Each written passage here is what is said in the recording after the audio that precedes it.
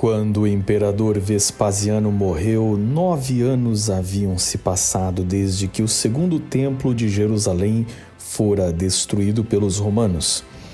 Este general havia conseguido implantar reformas fiscais, estabilizou o império e implantou um grande programa de obras. Ele tinha tesouros trazidos do templo destruído em Jerusalém e subornou os nobres para se estabelecer e para o povo iniciou a construção do Coliseu Romano. Suetônio diz que o poderoso imperador, aos 79 anos, adoeceu, enfraqueceu terrivelmente com uma diarreia e, sentindo que ia morrer, tentou ficar em pé, pois dizia que o imperador deveria morrer em pé, e neste esforço morreu nos braços de seus serviçais. O império foi para seu filho, Tito, o destruidor do templo judeu em Jerusalém, que na época estava chegando aos 40 anos, mas ele reinaria pouco mais de 2 anos durante um período de muitas catástrofes que ele teve que enfrentar como imperador. Este especial vai avaliar o período de Tito como imperador e as grandes diversões do mundo romano, incluindo os famosos gladiadores e os corredores de quadrigas. Bem-vindos ao Observatório 7, seu canal onde falamos sobre história, arqueologia, filosofia, antropologia, ciência, teologia e arte. Contamos a história de forma interdisciplinar e usamos imagens meramente ilustrativas, retiradas de seu contexto original.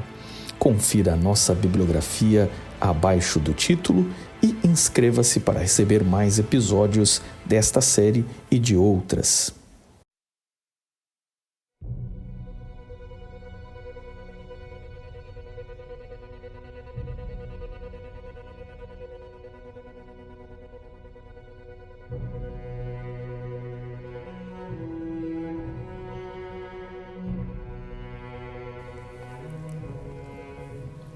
No auge do Império, no século de Cristo, cada província romana imitava as atrações de sua capital. A religião grega andava junto com os esportes olímpicos e festivais assimilados por Roma, e deles os romanos também copiaram os jogos com corridas de cavalo. Carruagens com duplas ou quartetos de cavalos giravam muito dinheiro em apostas. O evento social era também religioso, ligado aos heróis romanos. Depois do desfile das equipes, havia o desfile dos deuses e das suas imagens. O mais famoso destes foi o Circus Maximus de Roma, que chegou a ter a capacidade para 150 mil pessoas, 650 por 125 metros.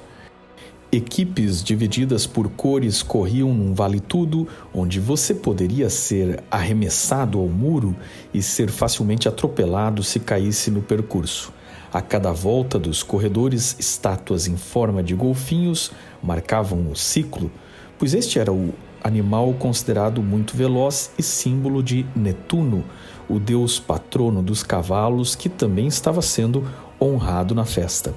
O auriga de uma das equipes poderia ser desde um escravo até um cidadão romano. No dia a dia, ele não era grande coisa, mas se vencesse, sua honra era garantida, qualquer que fosse sua condição social. Ele seria premiado.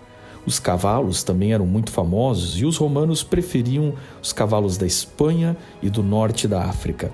Esta oportunidade de igualar pessoas consideradas desiguais tornava as corridas tão populares, embora brutais, além do fato de ser gratuitas, para o povo em geral, que obviamente se emocionava com o show e com a imprevisibilidade da competição.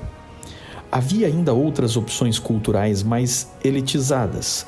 O teatro romano existia como cópia do teatro grego, mas não era tão popular quanto os jogos.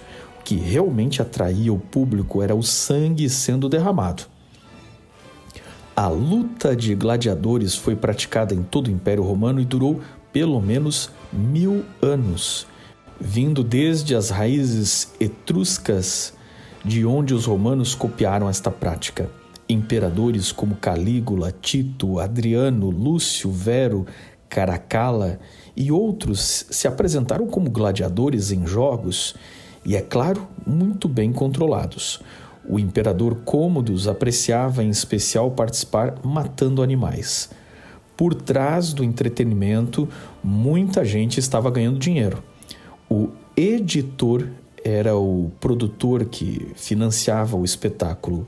O lanista era o proprietário e treinador dos escravos e gladiadores, alugando os guerreiros. Socialmente, ele tinha o status e respeito de um cafetão e realmente, em alguns casos, alugava os combatentes para fantasias sexuais das senhoras muito ricas.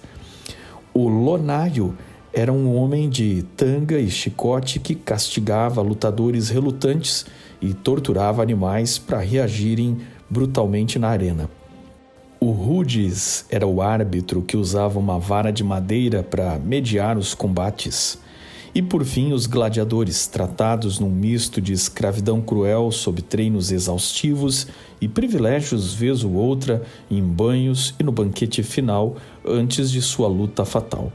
Um gladiador vivia numa escola que era exatamente como um presídio. Não viviam viajando e se apresentando de forma itinerante. Em geral, treinavam e morriam na mesma cidade, indo da prisão para a arena e da arena para a cova. E de onde vinham estes gladiadores e os condenados a serem devorados? Podiam ser escravos ou prisioneiros de guerra. Do ponto de vista romano, quando um soldado inimigo era capturado e vendido como gladiador, ele, em vez da morte merecida, recebia uma segunda chance de resgatar sua honra morrendo em nome do imperador, ou quem sabe até conquistando a simpatia do imperador que poderia lhe dar a liberdade. A Guerra de Jerusalém, por exemplo, de onde milhares de judeus foram explorados, deu às escolas de gladiadores centenas e até milhares de gladiadores judeus. Os mais fortes eram enviados a Roma, os prisioneiros mais fracos, condenados a morrer como figurantes nos jogos contra os gladiadores ou contra as feras. Mas alguns dos melhores gladiadores também eram voluntários, alistados em busca de fama, dinheiro ou até para escapar da miséria, arriscando tudo no seu talento de matar, acreditando que um dia seriam presenteados com a espada de madeira, símbolo da liberdade. Lugares como Roma tinham escolas de gladiadores próprias. Em geral, cada anfiteatro sempre tinha uma dessas por perto, assim como em Carnuntum, apelidada como Cidade dos Gladiadores, cujas ruínas ficam a 70 quilômetros de Viena, na Áustria, ou a famosa Pompeia, onde uma pintura da época imperial mostra 2 gladiadores lutando, e o realismo da arte apresenta seu peito e pulso sangrando enquanto seu escudo ensanguentado está caído ali perto. As vizinhas Pompeia e Herculano eram pitorescas cidades, destino de férias dos romanos ricos na Baía de Nápoles. Ali reinava as casas de prostituição, os jogos de gladiadores e as apostas. Mas no outono de 79 d.C., o Monte Vesúvio explodiu, lançando um fluxo de detritos, lava, gases e rocha que incinerou tudo à sua volta, dando origem aos famosos corpos descobertos pelos arqueólogos atuais. Tito visitou a região um ano depois, que ficaria enterrada por 1.600 anos, mas enquanto estava fora de Roma, reconhecendo o que tinha sobrado da catástrofe na Baía de Nápoles, um incêndio irrompeu na capital.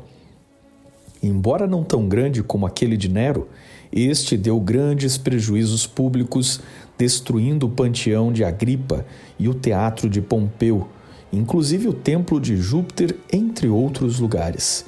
Tito enfrentou ainda uma revolta na Britânia e um farsante que, parecendo com o falecido Nero, sendo instrumentalista como este, mas chamado Terêncio Máximo, se disse o próprio Nero, que havia retornado e organizou um levante popular. E este não foi o único, se proclamou Nero revivido. Terêncio Máximo, o falso Nero, fez discípulos na Ásia Menor e depois fugiu para a Mesopotâmia entre o Império Parta. Em resumo, depois de destruir Jerusalém e depois de longo reinado de seu pai, finalmente Tito era imperador, mas tudo o que era incontrolável parecia se virar contra ele. Tito reagiu investindo todo o seu esforço para distrair o povo dos terrores que caíam sobre Roma e concluiu o Coliseu idealizado por seu pai, honrando a conquista de ambos nas guerras contra os judeus. O Coliseu é um triste capítulo na história tanto de judeus quanto de cristãos. No Coliseu está a riqueza roubada de um povo expulso de sua própria terra e nele, além de judeus, muitos cristãos morreriam martirizados. Mas o nome dele não era Coliseu. Os romanos o chamavam de Anfiteatro Flaviano, em honra à dinastia Flaviana que o construiu. Acredita-se que o nome Coliseu venha da grande estátua de Nero que tinha sido colocada naquele local, ao estilo da estátua do Colosso de Rhodes. Ele foi construído no local dos antigos jardins de Nero. Os flavianos drenaram o lago e construíram seu estádio que dava entrada livre para o povo ver os jogos. A capacidade de público é discutida entre 50 mil e 87 mil pessoas. Este foi o maior de todos, mas anfiteatros como este existiram em tamanhos menores e um pouco mais simplórios em todos os lugares do Império. As ruínas, com seus arcos, celebram outra glória romana, a engenharia e a arquitetura romana, o triunfo de uma civilização que, graças à invenção do cimento e dos arcos romanos, conseguiu produzir prédios, aquedutos e estádios nunca antes sonhados. O Coliseu tem 189 metros de comprimento por 156 metros de largura em um plano elíptico e 48 metros de altura. Haviam cerca de 80 entradas, sendo 76 para o público comum e as demais para a elite e para os serviços.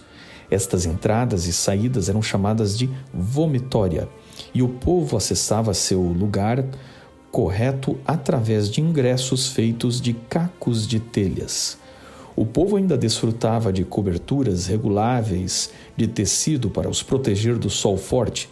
Num mundo de tanta desigualdade, o Coliseu, com toda esta engenharia e espetáculos, acessível gratuitamente para todo o povo comum que assistia ao lado dos ricos, era algo simplesmente enfeitiçante. Durante dias, cartazes anunciavam as batalhas. No dia do combate, que era chamado de Numera, iniciavam com uma procissão chamada Pompa, entrando primeiro os lictores com as faces representando o poder do povo dado ao magistrado sobre a vida e sobre a morte. Seguia-se o cortejo de trompetistas e uma fanfarra abrindo caminho para os deuses na forma de ídolos que seriam honrados no espetáculo. Na sequência, um escriba para registrar tudo e alguém levando um ramo de palmeira para homenagear os vencedores. Finalmente vinha o promotor do evento e muito provavelmente atrás vinham os gladiadores.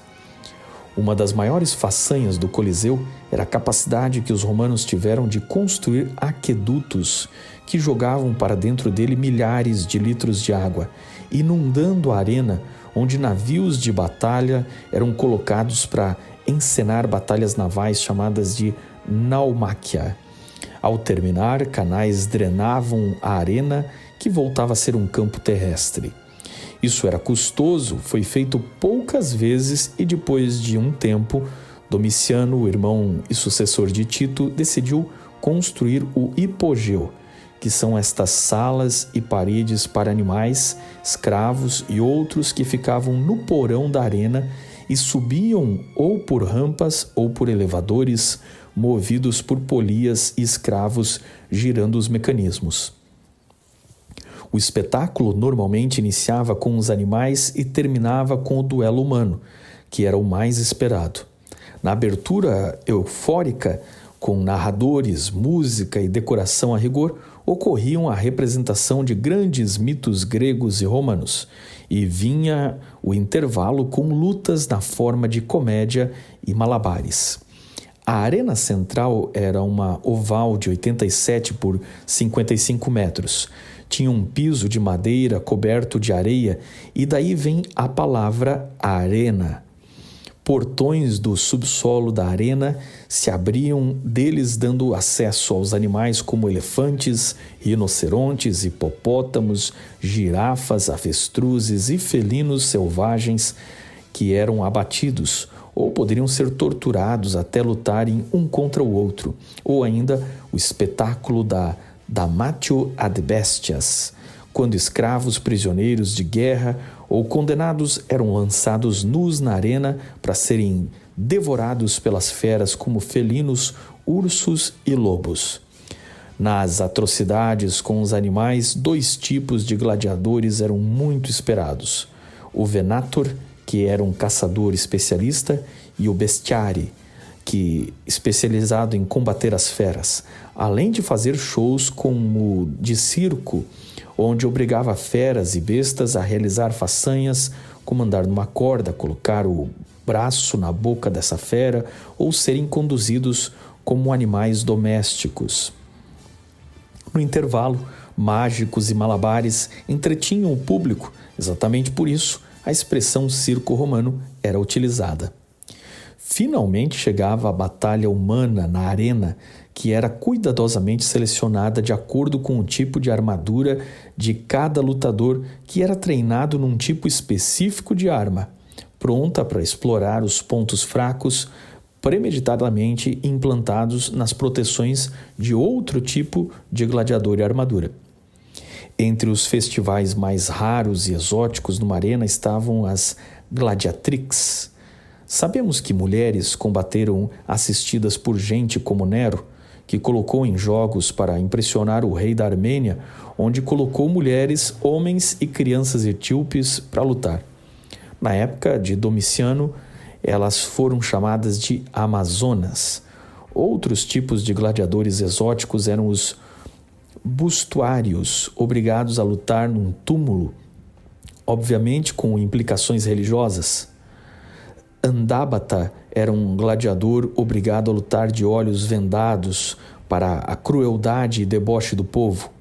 O Cestus não podia usar armadura e portava apenas um tipo de siqueira de metal.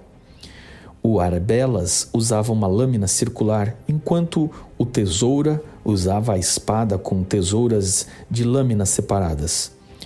O Crupelário era culturalmente associado ao imaginário romano sobre os gauleses, mas usava um elmo com concha de ferro que era pesada e cansava o pescoço do usuário à medida que ele lutava.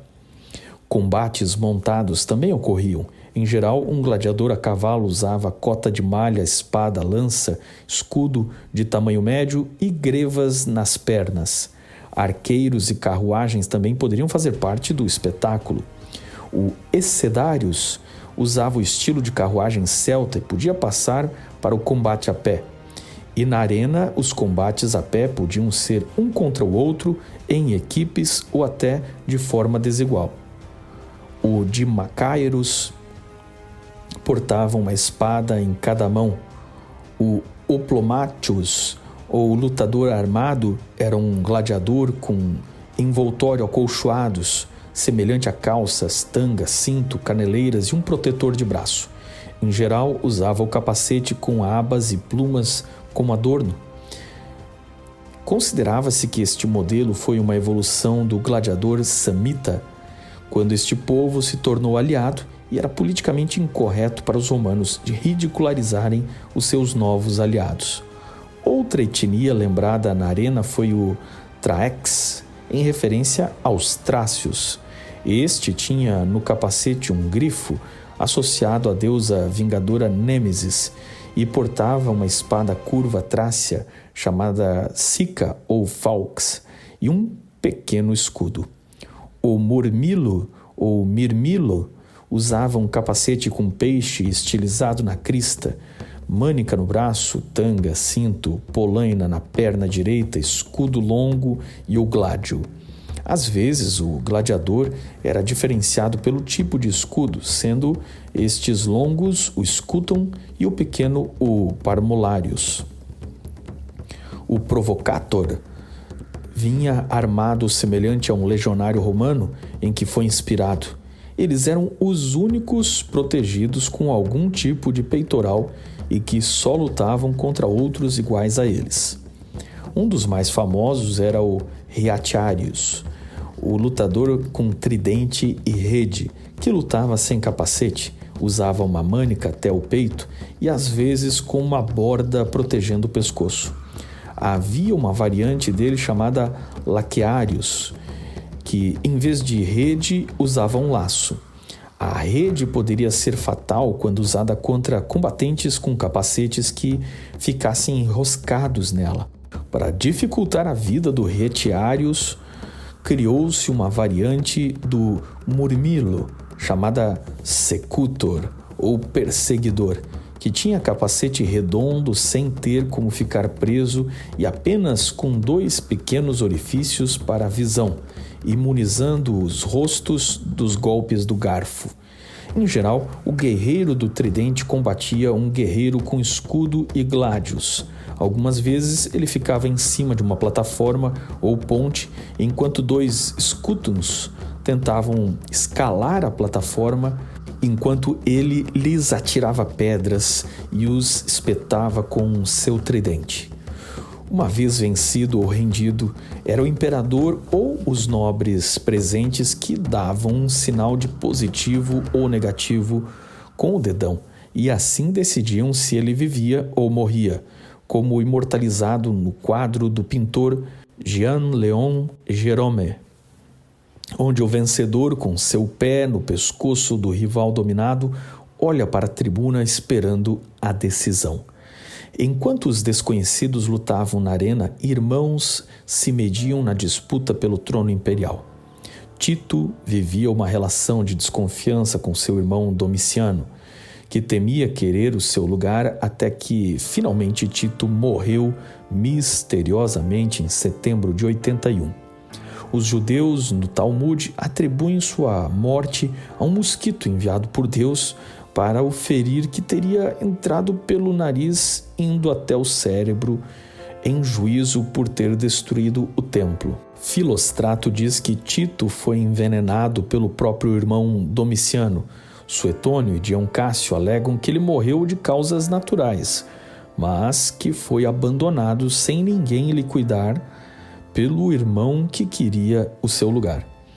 O mistério permanece. Suas últimas palavras foram: cometi só um erro. Um dos assuntos que remonta a inúmeras opiniões diferentes é por que o ser humano gosta tanto de violência. Afinal, ainda apreciamos gladiadores em filmes cada vez mais violentos ou em ringues cada vez mais sangrentos. Por que nós gostamos de violência e como ela nos afeta quando a contemplamos? Obviamente, gostar de violência, a que me refiro aqui, é muito diferente de lutar no sentido de saber se defender e de usar a força de maneira legal para impedir que o mal massacre os indefesos. O que tratamos aqui é sobre o prazer individual em contemplar o sangue jorrando. A fascinação macabra diante da dor alheia. O debate acalorado entre educadores, pais, médicos, sociólogos e psicólogos. Motivos diversos já foram apontados, desde processos evolutivos reminiscentes na genética humana até um modo automático da mente aliviar tensões. O espaço não nos permite delongar, mas o fato histórico é que Roma considerava-se o modelo de civilização em contraponto ao mundo bárbaro e selvagem. Entretanto, Roma patrocinava violência e crueldade contra humanos e animais de forma profissional. No campo da teologia, que é outro dos 7 saberes aqui deste canal, aqueles que viveram na sociedade romana na época dos imperadores flavianos e estiveram entre as suas vítimas, tiveram outra opinião. Para eles, o homem era nascido mal por natureza. O que chamamos de cultura romana do Coliseu era o que eles chamaram de o mundo, em contraposição ao reino de Deus. João, o apóstolo, era uma das últimas pessoas que tinha ouvido pessoalmente Jesus. Na época de Domiciano, ele estava ainda vivo e idoso, morando em Éfeso, e escreveu sobre como e por que o homem poderia fugir da natureza violenta que tinha. Pois quem não ama seu irmão a quem vê, não pode amar a Deus a quem não vê. Ele nos deu este mandamento: quem ama a Deus, ame também seu irmão. 1 João 4, 19 a 20. O argumento é bem simples e reduz a violência ao contrário do amor, onde aborreço tudo aquilo que Deus criou, o meu próximo, os animais, a vida. Mas como Roma chegou ao nível de fazer jogos com a vida das pessoas? Porque antes do cristianismo as pessoas não eram filhas de Deus. No máximo, o imperador era filho dos deuses. E muito menos as pessoas se sentiam iguais umas às outras. Tudo isso foi mudado por uma novidade introduzida pela forma do cristianismo ver a Deus e pelo fato de que o cristianismo não era uma religião nacional, como o judaísmo ou como os deuses de Roma. Se qualquer pessoa podia ser um irmão em Cristo, e qualquer pessoa podia se converter a um Deus que criou os animais e disse a eles que eles eram muito bons, era completamente perverso abusar destes, tanto animais quanto seres humanos. A violência funciona conosco porque funciona como qualquer droga. Ela dispara químicas em nosso cérebro, nos dando sensações que nos prometem prazer e grandeza. É por isso que os romanos matavam em nome do esporte. Depois voltavam para a miséria de suas vidas chatas, frustradas e emocionalmente despedaçadas, à espera de um novo momento para correr para aquela droga chamada violência, onde por um breve momento eles se iludiam de que eram fortes, corajosos e todos os seus problemas estavam vingados nas vítimas que eles vestiam com personagens que eles foram ensinados a odiar como a razão dos seus problemas. Ora, os seus problemas eram os gauleses, ora eram os trácios, ora os judeus e outra hora eram os cristãos.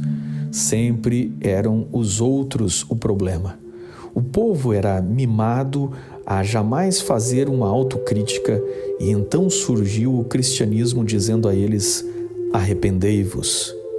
Foi neste mundo onde a violência era um ídolo servido pelo sangue dos indefesos que o filho do trovão, como era chamado o raivoso apóstolo João em seus tempos de juventude, escreveu agora idoso e transformado em discípulo do amor. Toda injustiça é pecado, mas há pecado que não leva à morte. Sabemos que todo aquele que é nascido de Deus não está no pecado. Aquele que nasceu de Deus o protege e o maligno não o atinge.